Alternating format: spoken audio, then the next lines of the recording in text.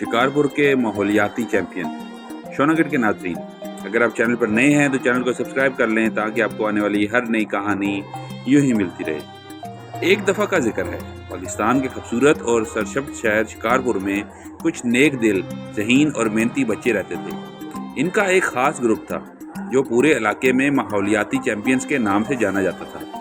اس group میں 4 قریبی دوست شامل تھے: اریبہ، بلال، مہک اور فہد۔ یہ سب قدرت سے بے پناہ محبت کرتے تھے۔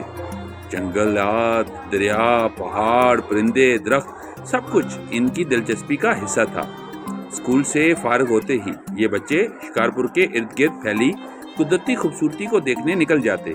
کبھی ندی کے کنارے بیٹھ کر پانی کی لہروں کا مشاہدہ کرتے، کبھی جنگل میں پرندوں کی آوازیں سنتے، اور کبھی پہاڑوں پر چڑھ کر دور دور تک پھیلے سبزے کو دیکھ کر خوش ہوتے۔ ایک دن روشن دھوپ کے ساتھ جب اریبہ اپنے دوستوں کے ساتھ ندی کے کنارے گئی تو اس نے کچھ عجیب سا منظر دیکھا۔ اس نے زور سے آواز لگائی، ارے دیکھو، ندی میں کتنا کوڑا کرکٹ ہے، پلاسٹک کی بوتلیں، چپس کے ریپرز، خالی تھیلیاں، یہ سب پانی میں بہہ رہے ہیں۔ بلال، جو ہمیشہ کسی نہ کسی مہم کے لیے تیار رہتا تھا، فوراً بولا، یہ بالکل صحیح نہیں ہے، اس سے مچھلیاں اور دوسرے آبی جانوروں کو نقصان پہنچے گا، ہمیں کچھ کرنا ہوگا۔ مہک، جو ہمیشہ غور و فکر سے بات کرتی تھی، تھوڑا سوچ کر بولی، کیوں نہ ہم ایک صفائی مہم کا آغاز کریں؟ ندی کی صفائی کے لیے پورے محلے اور شہر کے لوگوں کو بلاتے ہیں۔ فہد، جو کم بولتا تھا مگر سب سے زیادہ محنتی اور مخلص تھا، خاموشی سے مسکرایا اور اس بات میں سر ہلایا۔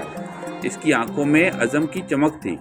بس پھر کیا تھا، ان چاروں دوستوں نے دن رات ایک کر دیا۔ انہوں نے رنگین پوسٹر بنائے جن پر لکھا تھا، آئیے ندی کو صاف کریں، ہمارا شہر ہماری ذمہ داری۔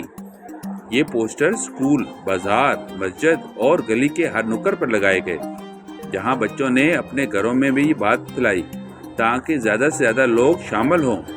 صفائی والے دن کا سورج خوشی سے چمک رہا تھا، ماحول میں ایک خاص جوش تھا۔ چاروں دوست سبز رنگ کی ٹی شرٹ پہنے جن پر پتے کا نشان بنا ہوا تھا ندی کے کنارے موجود تھے۔ ان کے پاس دستانے، کچرا اٹھانے کی تھیلیاں، پانی کی بوتلیں اور محبت بڑا جذبہ تھا۔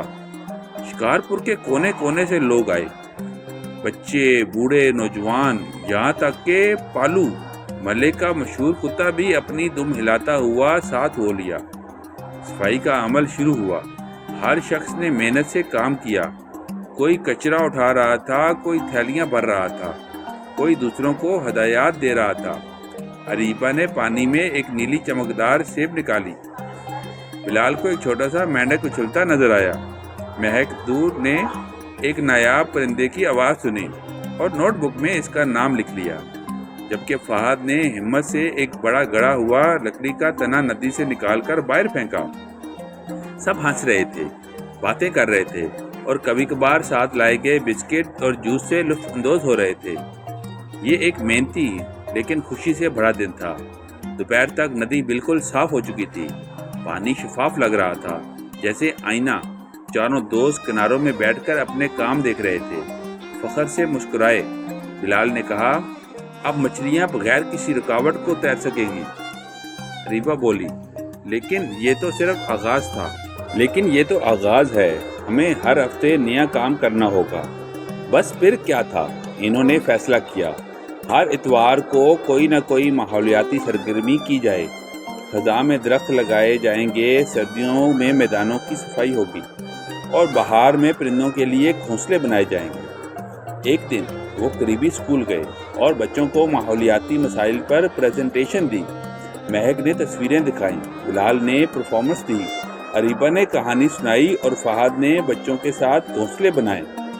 رفتہ رفتہ ان کی مہم پورے شہر میں مشہور ہو گئی۔ مقامی اخبارات میں ان کے انٹرویو چھپے، اسکول میں ان کے پوسٹر لگے اور لوگ ان کو شکارپور کے ماحولیاتی ہیرو کہنے لگے۔ ایک دن انہیں شہر کے میئر کی طرف سے خصوصی اعزاز سے نوازا گیا۔ انہیں ایک سند دی گئی جس پر لکھا تھا، قدرت کے محافظ، شکارپور کے فخر۔